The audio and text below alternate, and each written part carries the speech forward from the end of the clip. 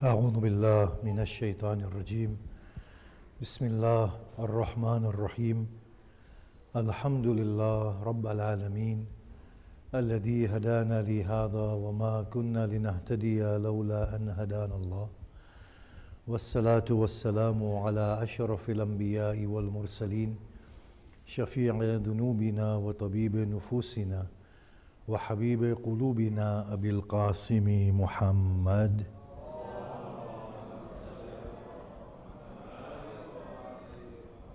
وآله الطيبين الطاهرين وأصحابه المنتجبين ومن تبعهم بإحسان إلى قيام يوم الدين بسم الله الرحمن الرحيم رب اشرح لي صدري ويسر لي أمري واحلل عقدة من لساني يفقه قولي أما بعد السلام عليكم جميعا ورحمة الله وبركاته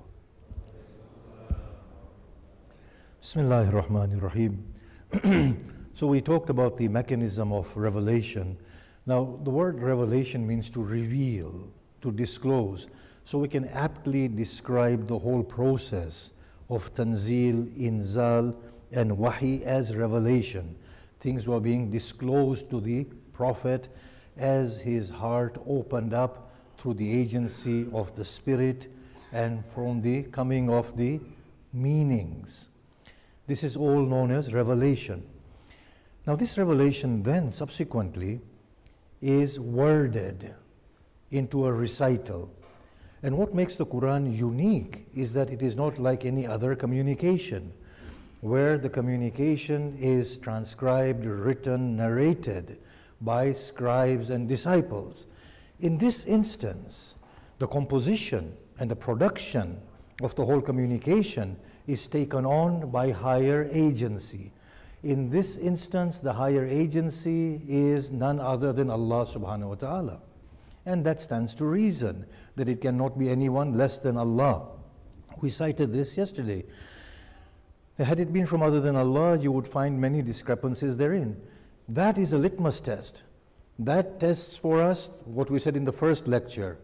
That is the assumption through which we go within verses of the Quran, accurate or not. The litmus test is, does it result in conflict and contradiction? If yes, then the assumption is false. If no, then the assumption is fine. And the process is a continuous one for us to refine our assumptions with the progression of the human intellect, human achievement, human self-actualization. Similarly, if there is any discrepancy within the Quran, then we will know that it is not from Allah subhanahu wa ta'ala. Because now no agency other than God is infallible. And we will see in the next couple of days that there is absolutely no agency other than God that can be infallible. Every agency is fallible. So the one who can make a claim that you will find no discrepancies therein has to be an infallible source that has fullness of knowledge. And we cited those little examples about sama, basar and afida, hearing, seeing and the hearts, or loosely translated as the heart. It's consistently maintained throughout the Quran. God is hearing, seeing is consistently maintained throughout the Quran. Death and life consistently maintained throughout the Quran. These are existential truths that the Quran is giving. There's a phenomenal thing about the Quran. Not only in its words, but the structure of the words also tell a story. Every single nuance in the Quran has a deep story embedded within it that opens itself up. Where the Quran says I, where it says he, where it says we, every one of them has a meaning embedded within it. And it's quite phenomenal the way the Quran is. Look at the consistencies of the Quran, go home and check it out. This recital is in itself a miracle. The Prophet did not come with miracles. Subhana Rabbi hal kuntu illa basharan rasula. Bring rivers for us and gold from the heavens and go to the sky and bring a book, and even then we will not believe if until and unless we read the book. Qul subhana rabbi, say glory be to my Lord, hal kuntu illa basharan rasula. Am I but a mere mortal? I can't do any of these things. So what is his miracle? What is the source of his verification? The source of his verification was the Quran itself. Now the early Muslims were not like us. They became Muslims, the very early ones, by looking at the moral message of the Quran, the spiritual message of the Quran, the intellectual content of the Quran. But others were drawn to the Quran by its simple words, the eloquence, the prose, the way the sounds were made together. In terms of Khalifa Umar, we know this, that he had gone to his sister's house to chastise her and her husband because they had embraced Islam. And he heard the recitation of the Quran and he said, who is able to put such lofty meanings and mold them with such beauty, precision, structure? And that was the thing that led him into Islam, I'm saying historically. So there were many, many people who were drawn to the Quran, not because of its content, but because its flawless style. Now this style is from Allah subhanahu wa ta'ala. Had it been from other than Allah, you would have found many discrepancies therein. Now, the important thing here is, then what is the role of the Blessed Prophet? Now this is where we can see the nobility of this man. How phenomenal he is. You see, the words are what? The words are fashioned around the meanings, aren't they?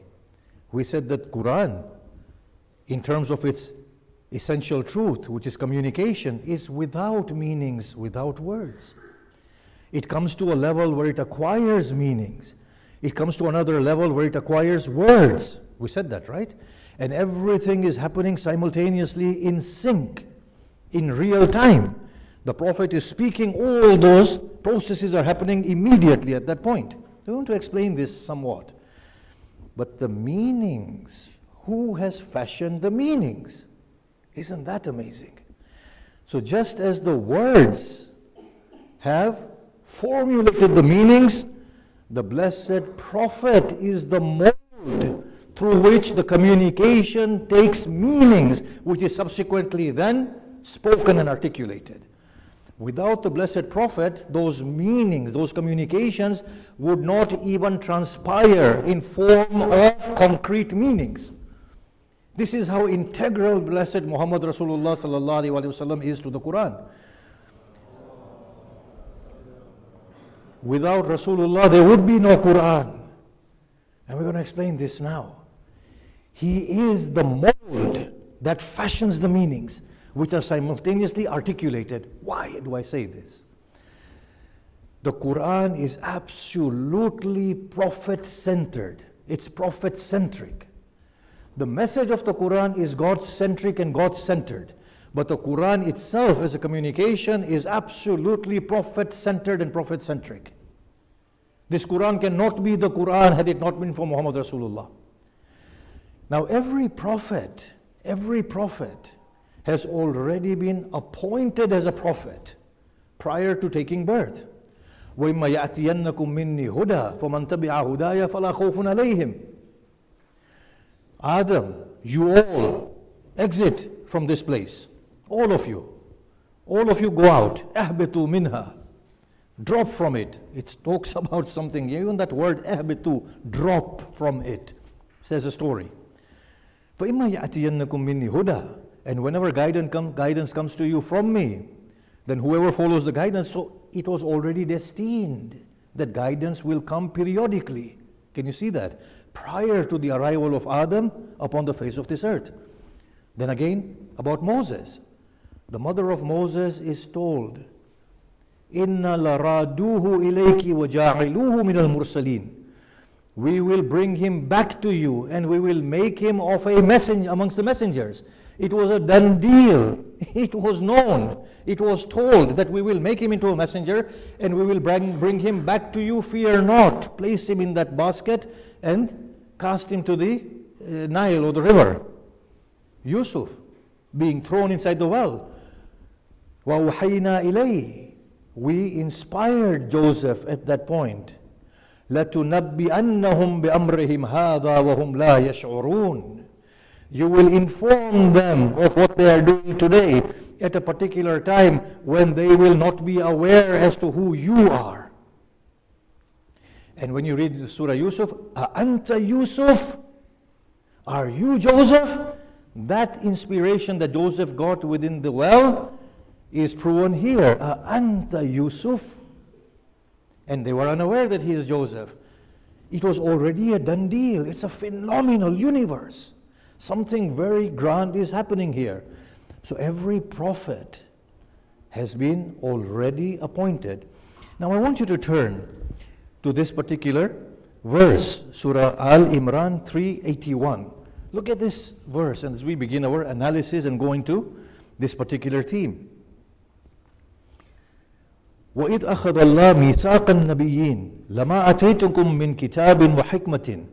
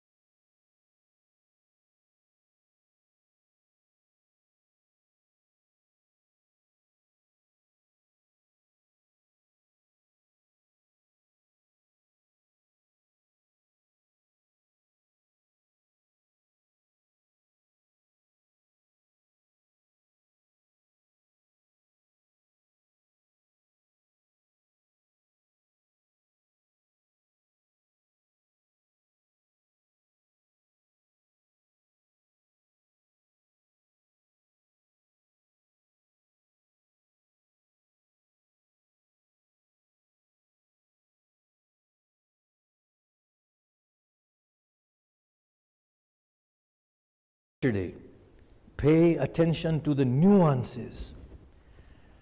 The verse is saying not when I took the covenant from the messengers.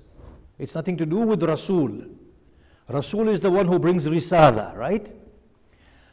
When Allah took the covenant from Nabiyyin, from the prophets, those that didn't bring the message and those that brought the message, and all of them were given the kitab, not the Quran. Look at the words. What did we say yesterday? We said that the formation of the Quran is at a later date. There is a kitab, a book. That book then is transmitted into Kitabul Mubin. That is a record of all things. Tilka ayatul Kitabul Mubin. Those are the signs of the Kitabul Mubin. We have made it into an Arabic Quran subsequent to Kitabul Mubin. Then it's made into a Quran in Arabic. And then it's in a sacred vault, in a tablet, and Kitab al-Maknoon, sacred vault, and in a protected tablet. That's the story of the Quran in the descending fashion. This is Kitab. So what does this Kitab mean here? This Kitab means of the truth.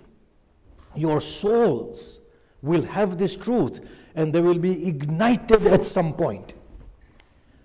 So when the Blessed Prophet came of age through the revelation, he spoke and he said, Kuntu Nabi wa Adam bayna al-ma wa tin. I was a prophet at a time when Adam's bodily structure, constitution, was yet to be combined in terms of water and clay. Isn't that amazing? I was a prophet before Adam's water and clay was brought together. That doesn't mean Adam wasn't there, because he's a Nabi. He was already given a kitab. But Adam's body was being made. I was a Nabi at that time. Can you see that? If that has gone through, then we start with the talk. The Blessed Prophet is so integral to this message that there needed to be a medium to mold the meanings that are then subsequently articulated. That medium had to be so untarnished that that medium's experiences, challenges, can be an adequate means for the Quran to deliver or for the communication to mold itself in. And if anybody has any doubt about Prophet Muhammad sallallahu alaihi wasallam, then I give this example that we often give. If I were to be questioned, who is your Allah? As the Prophet Muhammad was questioned by the Jewish community, who is Allah? And Jibreel were to come to me, Salamullah, and say he is Allah the One. I would say, he is Allah the One.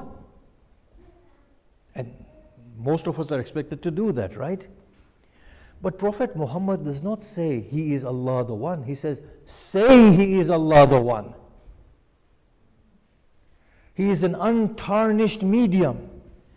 He is absorbing, digesting, intellectualizing, taking it on in spirit, and he is saying it as it is. Isn't it amazing? Think about this man. I want to take this slowly, by the way, after the feedback I got from yesterday. Obviously, I've been frightened out of my wits. So, if I did something wrong and, a voice told me here, you've done something wrong, I'm not going to go and share that with you guys. I'll just say, please forgive me, Allah, I'll try my best. The Prophet Muhammad is being told. And I'm going to come to these verses. Why did you do this? And he himself says it. Why did you do this? Do you know how empowering that was for his listeners? They said, this is not a liar. If he was a liar, he would concede all of these things, like you are expected to do. Even the Maulana says to you, don't go and conceal all your faults. Keep it between you and your God. Right? He was such an untarnished medium that he was the only right candidate. He had to be taken from scratch, from ground zero, and he had to be developed. And his journey was to be seen as an exemplary journey for one and all to see. And there was no candidate better than him, and that's why he is the most prominent of all. I mean, obviously, we said 2 or 3 years ago that the Quran does not make comparisons between prophets. But by God, this prophet, this beyond description, beyond understanding, he is something else altogether. So innocent is he that his wives can beguile him and fool him. So pure is he. And the Quran tells him, Prophet, they are having you on, they're just taking you for a ride. Put them straight. Of course, the Prophet didn't, the Quran did. People sit in front of him. They are so innocent. They would say, I would do this for God and that for God. And the Quran says, you don't know what they hide inside their hearts. They're corrupt to the core. But he was so pure. The Quran says, do not stand at the graves of these hypocrites. And even if you seek forgiveness 70 times, Allah will not forgive them. There's nuance. Allah will not that I will not. Bear this in mind. The Prophet said, if only the Quran were to have told me, stand at their graves and seek forgiveness 17 times, and Allah will forgive them, I would have stood at each one of their graves and sought forgiveness 70 times. You needed a medium like that. Now, there is a key thing that we need to have in mind. And if I don't do it today, then tomorrow, Furqan, Furqaniya of the Quran. Why is Quran called Furqan? It can go in any context and mold it. Yeah, I will discuss that and remind me if I forget. So now, the Prophet's journey begins. When the Prophet's journey begins, he has the kitab. The Kitab's deep knowledge is not the Quran. That Kitab's deep knowledge is dormant within him. It's dormant. It is waiting to gain expression. But the Quran has not been given to him, and it has to be like that, because it has to be a real journey. And his journey becomes the Quran. And that Quran becomes the forever guidance for mankind. This person has to be elevated from the ranks of an ordinary human, become spiritually so refined that he can go to the meeting of his Lord, and Gabriel cannot dare to take a foot forward, step forward in that realm. From there to there. He has to be taken from human insecurities to full confidence. He has to be taken from a stage where he is being rectified by the Quran to a stage where the Quran says whatever he says, Allah says. And we're going to cite these verses. So he had to be a person that is taken from zero to absolute perfection. I don't use these words ever for those who hear me. I never use the word perfection. I only use the word completion, but in the case of this blessed man, you can use it very easily. So now, the revelation starts. اقرأ باسم ربك الذي خلق. He's frightened, like any person should be. He's trembling. What is happening? Am I being misled? Is a jinn inspiring me? Why jinn? Because in Arabia, they used to have this notion that jinns go and misguide people and talk in their minds. Is this a jinn? He goes to Khadija and she says, no, there is something grand happening here. And she goes to her cousin and he says, no, this is the blessed messenger that was promised to us. But the Prophet Muhammad's reaction is something else. In his human capacity, like any human should be. So then the Quran comes later on and clarifies this. وَكَذَلِكَ أَوْحَيْنَا إِلَيْكَ رُوحًا مِّنْ أَمْرِنَا. And in that fashion, Surah 42, verse 52. And in that fashion, we have revealed to you a spirit with our affair. مَا كُنْتَ تَدْرِي مَا الْكِتَابُ وَلَا الْإِيمَانِ. You did not know what was the book, and you did not know what was faith. So he is starting off at ground zero. You did not know the book, even though it is hidden, dormant within him, but you did not know the book in this phase of your human life. And then Surah Yusuf, Surah 12, verse 3. نحن نقص عليك أحسن القصص بما وحينا إليك هذا القرآن. We relate to you the best of stories through the Quran that we are inspiring to you or revealing to you. وَإِن كُنْتَ مِنْ قَبْلِهِ لَمِنَ الْغَافِلِينَ. Even though you are inattentive prior to this. So these verses are showing that he did not know, or that it was dormant within him and he was inattentive to it all. Now look at the phenomenal state of the Prophet. That once the revelation came, Iqra, and a few verses, the revelation ceased. When the revelation ceased, he started entertaining doubts. That has God forsaken me? Has God left me and abandoned me? Now you can find signs of that within the Meccan surahs. Yasin wal Quran al Hakim innaka la min al mursalin. Yasin. By the noble, by the wise Quran or the firm Quran, indeed you are amongst the messengers. Why would the Quranic tone be so emphatic? Indeed, you are a messenger. Doubt not, you are a messenger. Doubt not. But the most telling surah is وَالضُّحَى وَاللَّيْلِ إِذَا سَجَى. By daylight and the darkness when it covers. مَا وَدَّعَكَ رَبُّكَ وَمَا قَلَى. Your Lord has not forsaken you, nor is He displeased with you. وَالْآخِرَةُ خَيْرٌ لَكَ مِنَ الْأُولَى. And the hereafter is better for you than the first life. So you can see here that in accordance with the inner states of the Prophet, the psychology of the Prophet, the Quran is molding itself. So then, we look at Surah Kahf, Surah 18, verse 1110. To show that he is a human medium through which the Quran is fashioning itself, and it's a true story. It's not somebody who knows everything that is to transpire and who is just acting out his life, who has the Quran already inside him. No, he didn't have the Quran inside him, and we will go and show this. قُلْ إِنَّمَا أَنَا بَشَرٌ مِثْلُكُمْ. Say, I am a mortal like you. يُوحَى إِلَيَّ. It has been revealed to me that your Lord is one Lord. فَمَنْ كَانَ يَرْجُو. And whoever is desirous of meeting with his God and meeting him on the last day, فَلْيَعْمَلْ عَمَلًا صَالِحًا. Then they should do righteous deeds. وَلَا يُشْرِكْ بِعِبَادَتِهِ أَحَدًا. And they should not associate in the worship of God anyone else.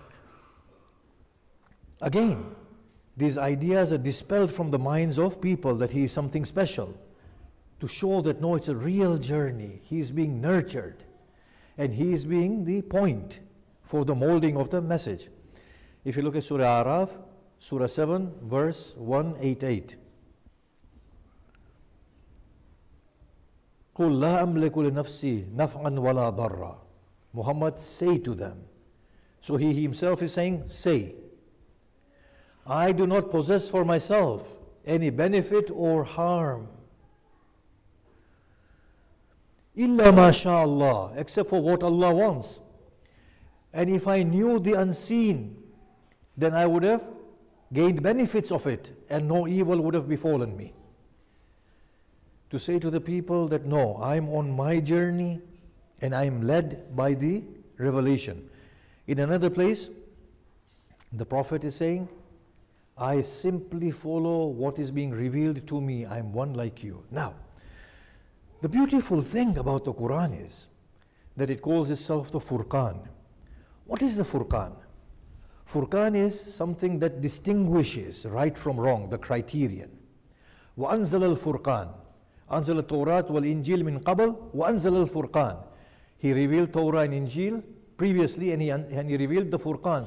So here Furqan is the name of the Quran. But it's not only the name of the Quran, it's also the name of Torah.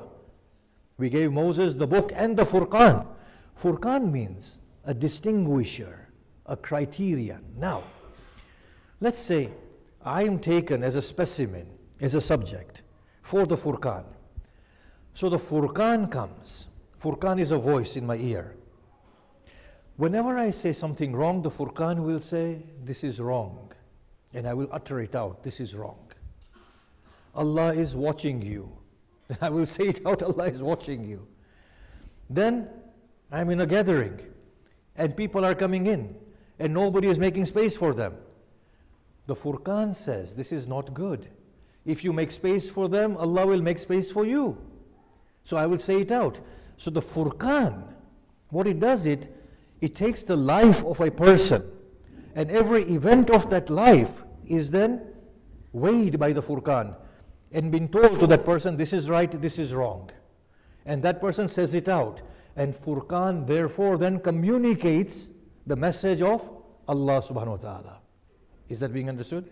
But the Furqan does something else as well. It uses that subject immediately to modify the state of that subject and those around, and use that as a means to reveal the greater truth as well. So the Furqan will tell you, look, this is a wrong attitude. Allah sees what is inside you. Be trusting to Allah. Then it will convey a bigger message, for your Allah is one. He controls all destiny and all affairs. You will have to stand before Him and He will judge you accordingly. You will go to paradise or hell. So the Furqan has used that moment to immediately remedy that situation and use that situation as a base to convey much higher truths. Can you see the Furqaniyah? Now, with that in mind, the Prophet's personal circumstances are being mentioned by the Quran. But together with the personal circumstances, a lot more is being given out in that verse. So we know the verses were occasioned by events, don't we? We know verses were occasioned by events. Something happens in the life of the Prophet and a verse comes. So that verse will talk about that particular event. But together with that event, the verse will convey far more than that individual event. It will give theology, it will give morality, it will give spirituality, it will give prophecies, it will give eschatology, it will give us what we are going to do with ourselves on the day of Qiyamah. It will talk about the books, but it will use that moment to bring out all these truths. Now let's see how these things transpire. So the states of the Prophet that are being discussed in the Quran and how they are being used in order to convey the truth.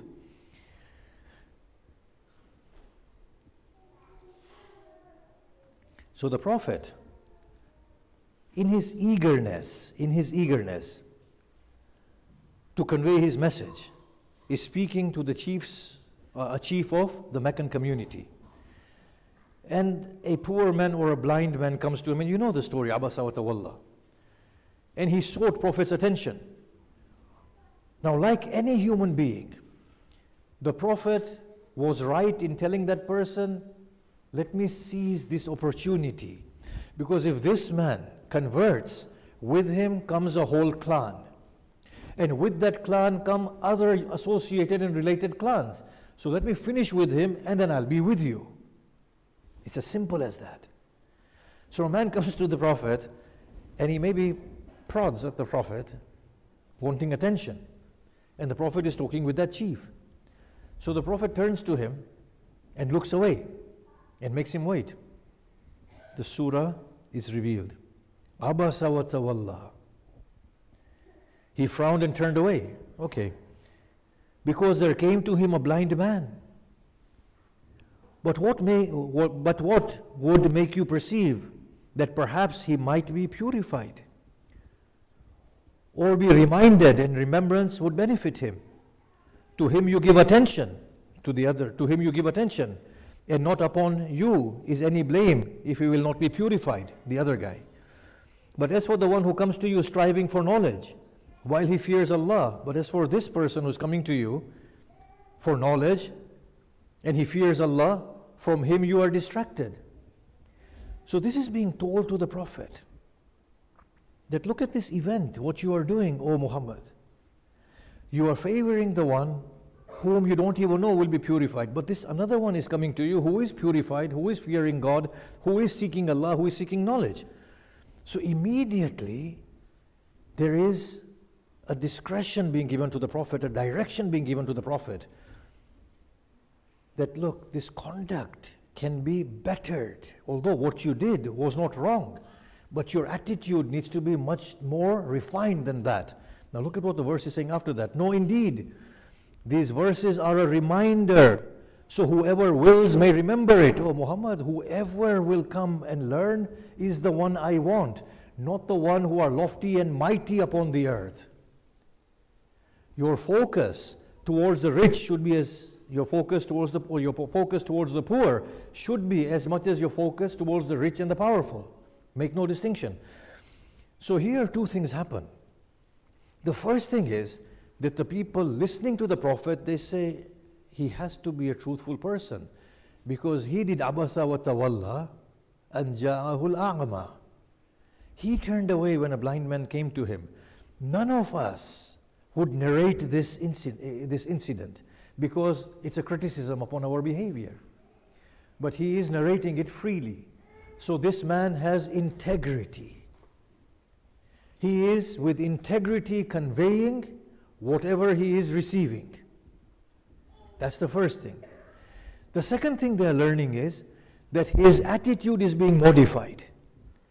The third thing that the Prophet is learning and they are learning is that the message of the Prophet is not for the rich and the mighty, it's for every soul, because every soul is equal to Allah. Can you imagine the impact of such a message? That you are seeing the message in action. But What did the Furqan do here? It used that event to its maximum. And the rest of the surah of Abasa is talking about the hereafter and what is to come. So that event is being used to talk about the Prophet, to regulate the attitude of the Prophet and the actions of the Prophet, to redress the mindset of the Prophet, and to say what Allah is out to get. He does not care about numbers, He cares about willing souls who are willing to become purified. All of that is conveyed in that beautiful way. Even in the verse of Duha, you are told, Alam yajidka yatiman fa'awa, wa wajadaka dalan fahada, wa wajadaka ailan fa'aghna. Did He not find you an orphan and He gave you shelter? Did He not find you lost and He guided you? Did He not find you poor and He made you needless? So He's narrating the Prophet's events to the Prophet, so the Prophet knows, yes, He has done all of this for me, and the listener knows that the Prophet is being told that you are a yatim. You did not know the truth. You were without wealth. But then after that, فَأَمَّا الْيَتِيمَ فَلَا تَقْهَرْ وَأَمَّا السَّائِلَ فَلَا تَنْهَرْ. But together with that, a moral message is added on. That as for the orphan, do not be oppressive. As for the petitioner, do not chase them away. So it's a beautiful way in which the Furqan is using those events. But in this, you see the growth process of the Blessed Prophet.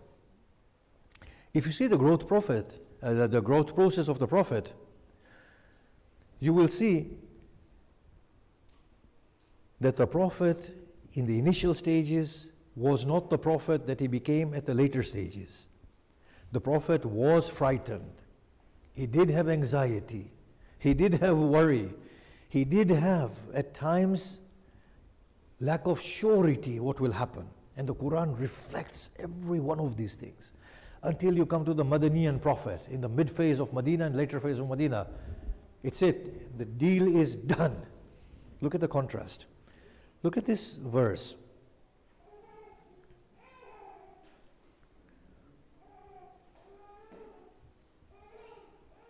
You know, when you write so many verses, you forget which verse you want to look at.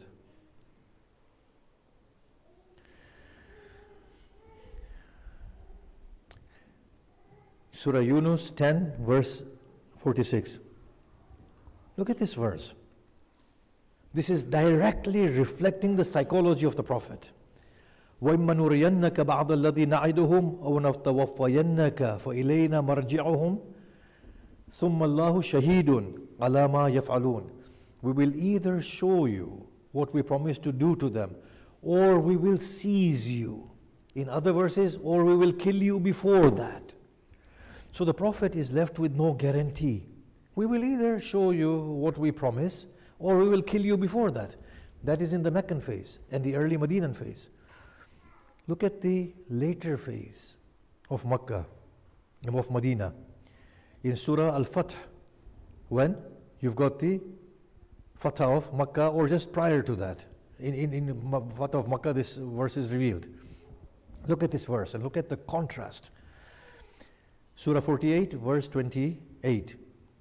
هو الذي أرسل رسوله بالهدى ودين الحق ليظهره على الدين كله وكفى بالله شهيدا. This verse is repeated 2-3 times in the later surahs. He is the one who sent his messenger with the rightful religion to cause it to prevail over all religion. Look at the confidence this verse has. Because now the prophetic message is coming to an end, the verse changes in accordance with the circumstances of the Prophet Muhammad.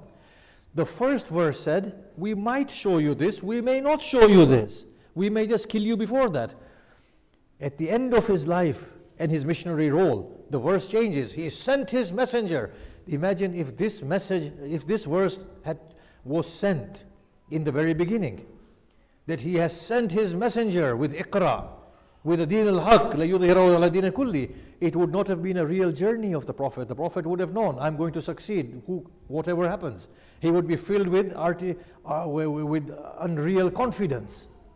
He would not develop as a human being. You would not see the part of a weak man, of a person skeptical, of a person grieving. You would not see a part of a person evolving spiritually, morally, and in confidence. Has that come true? If Hazrat Jibreel were to have told Prophet Muhammad, look, read, and then came to him and said, look, we have chosen you as a messenger. The next 23 years are going to be hard, but you will prevail over all of them. Go forth, fear not. The Prophet would have been a very different prophet. But to tell him, your Lord has not forsaken you, don't worry, what does that say? He's not given any guarantees. And to say to him that we might kill you before this, what does that say to him? I have no guarantees. You see, when in the Battle of Uhud, they said Muhammad has been killed, they ran away, didn't they? Many. It's normal, we would all run away, wouldn't we? We would, trust me, we would. But we don't know now, this messenger came, there are no guarantees, and what can we do? These guys are going to kill us. They're going to finish us totally. You know, it's like, okay, fine, the war is over, let's see what happens, you know, who prevails. But the thing that's happening today within the Arab world, the war is over, but let's see who prevails, let's see whoever has our allegiance. You have to calculate these things, right? But what if the Madinese community had been given this verse, that no, he will not be killed until he finishes his message? Then they won't have run away, would they? They wouldn't have run away.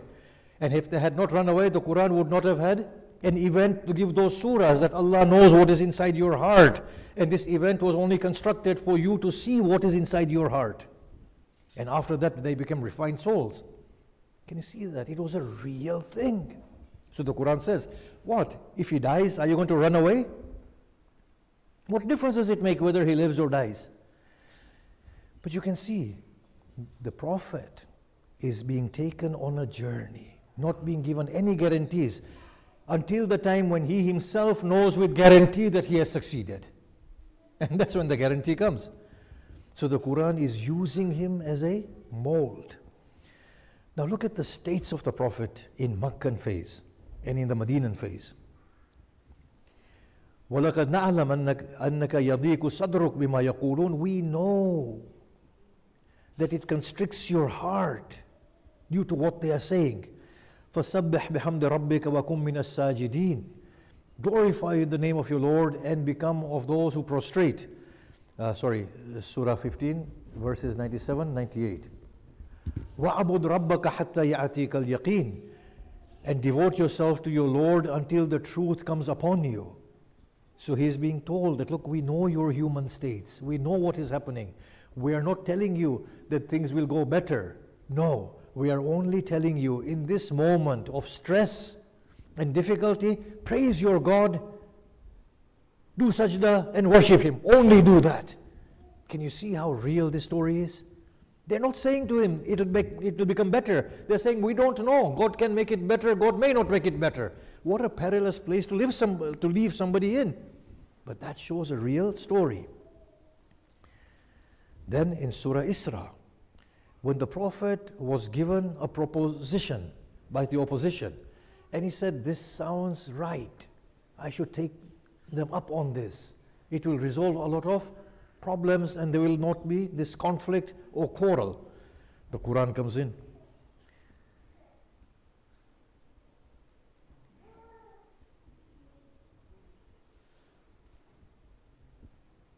As I said, when you have too many verses, you get lost. Thank God the Quran was revealed slowly. It's a verse of Surah Isra, but I don't know where it's gone. Sorry? Which verse is it? So you expect me to remember that off my head. وَلَوْلَا أَنْ رَبَطْنَاكَ. Well, I do remember it actually. وَلَوْلَا أَنْ رَبَطْنَاكَ. O Muhammad, had we not held your heart together, لَقَدْ كِدْتَ تَرْكُنْ إِلَيْهِمْ شَيْئًا قَلِيلًا. You are about to be inclined to them somewhat. And had you done that, إِذًا لَأَذَقْنَاكَ ضِعْفَ الْحَيَاةِ وَضِعْفَ الْمَمَاتِ. And had you done that, O Muhammad, we would have given you to taste twice the benefit of life and twice the chastisement of death. It's reflecting the inner being of the Prophet Muhammad. In your humanness, you are about to incline to them slightly. because of the proposition that they were making. Had you done that, we would have given you twice the benefits of life and twice the chastisement of death. From that state to the Medinan state, where the verse says, Man yuta'a ar-rasul faqad ata'a Allah. Which verse is that? Surah Nisa 4:80. He who is obedient to the Prophet is obedient to Allah subhanahu wa ta'ala. My time is over. I'll stop there. Inshallah, we'll try and finish the last part of this tomorrow. The way the Blessed Prophet had been formed, this has a lasting impact on the way his community evolved. But there was a difference in his followers. There were the early Meccan followers and those who migrated with him or immigrated with him. And then there were the early Medinan followers who received him. After that came the middle phase of Medina and later phase of Medina, where people who were coming to Islam were not people necessarily who were adhering to the spiritual message of Islam, not endowed with the moral virtues of Quran, not God-centered. His family, immediate family, was nurtured by him through the revelation. Bibi Aisha was asked, who is the teacher of the Prophet? She said, it's the Quran. Quran is the instructor of the Prophet and the mentor of the Prophet. You are seeing this distinction very apparently after the demise of the Prophet. You see, when the Khilafah was taken through vote, whatever vote took place, the rationale there was that actually Ali is young and he has made many enemies and this will be to the detriment of Islam. But the Quran was told, Abasa wa tawalla. Your task, O Muhammad, is to call willing hearts to you. Worry not of the influential people. God wants what is inside there.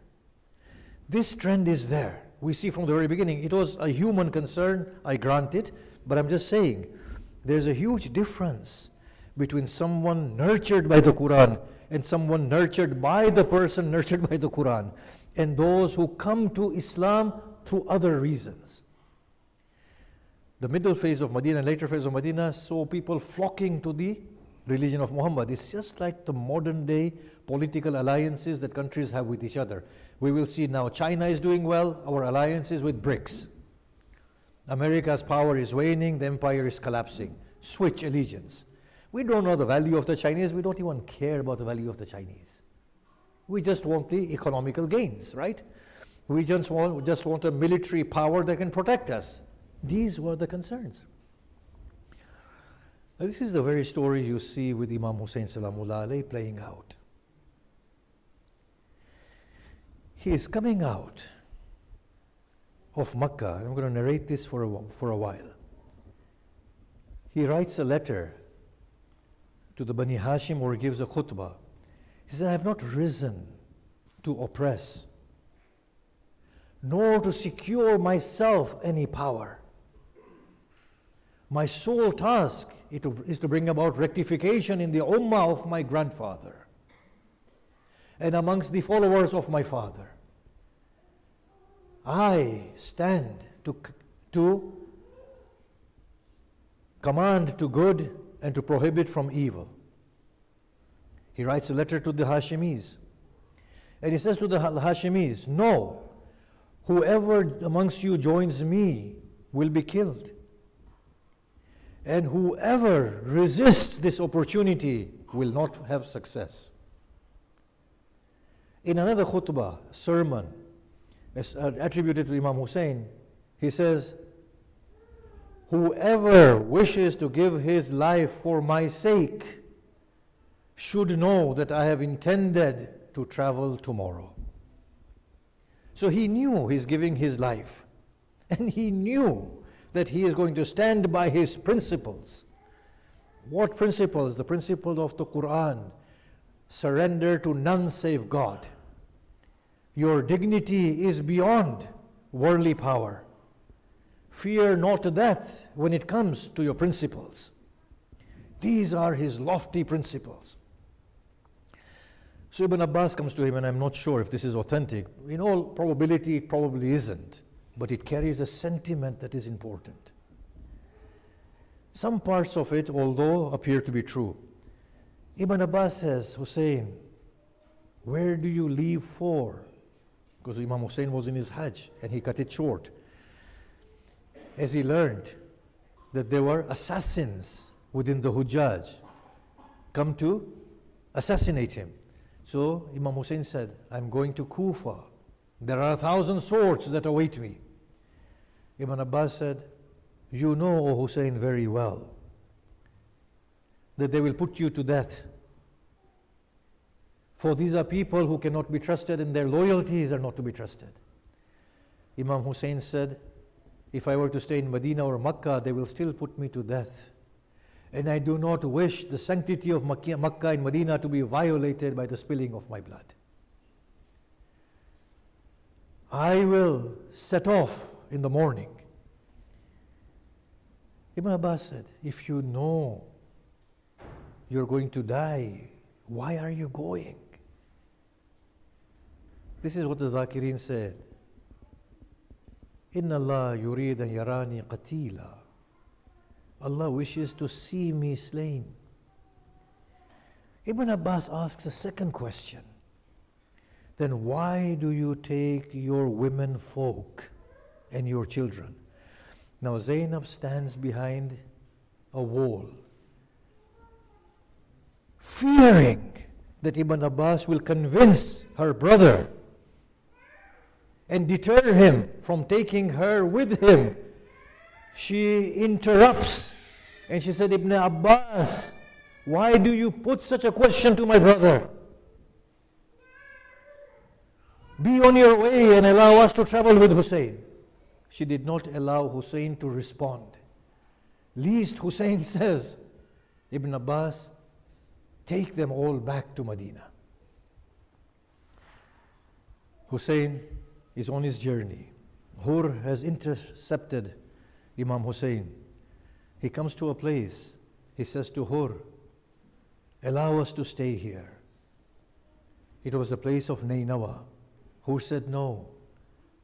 Ibn Ziyad has sent his men and they're watching over me, and I'm not allowed to let you stop in any place where there are inhabitants.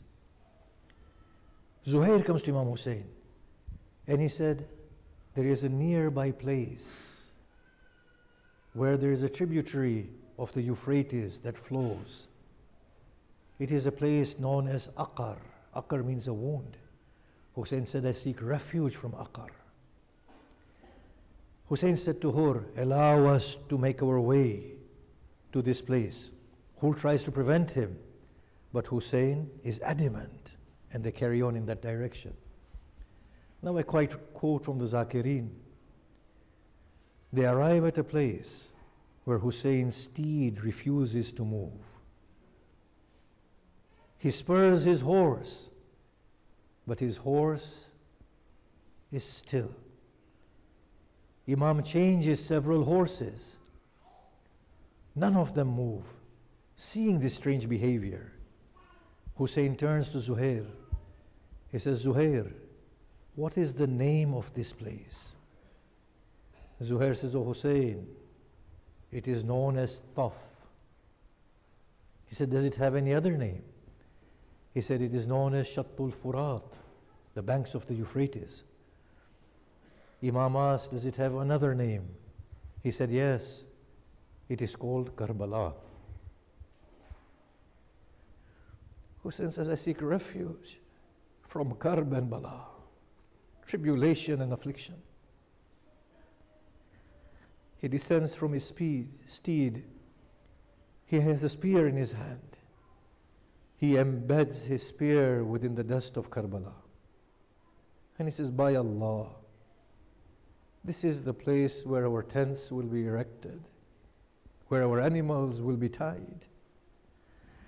This is the place where we will be killed and buried. This is the place from whence we will be resurrected on the day of reckoning. Kulsum runs to Hussein. She says, "Oh brother, what be this place, this wilderness? It fills my heart with fear and I find no rest." He said, "Oh sister, this is the destined place that our father had told me about.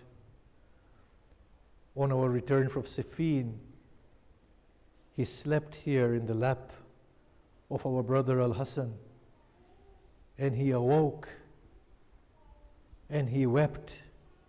And Al-Hassan asked him, 'Oh father, what brings tears to your eyes?' He said, 'It was this place, and it became a pool of blood, and I saw Hussein drowning in that blood. He was calling out for helpers, but none came to his aid.